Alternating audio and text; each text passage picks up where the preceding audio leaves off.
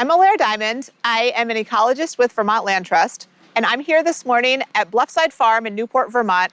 We are on day 3 of our wetland restoration project at the head of Scotts Cove on Lake Memphremagog. Behind me, there's an excavator and there's a dump truck, and what they're doing is removing fill that was historically placed in this wetland area that I'm standing. So I'm standing at right around the level of the historic wetland.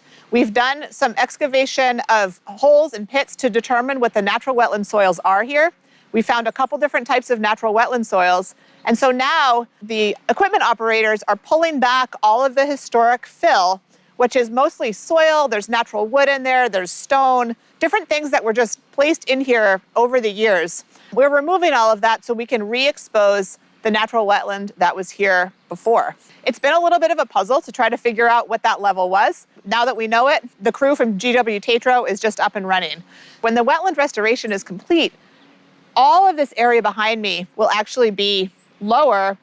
Back to behind where the truck and the excavator are will be the level of the wetland. We will be coming in to replant wetland seeds and establish wetland vegetation in here. So in the future, I hope that there will be trees like speckled alder, black ash, potentially yellow birch will be growing in here.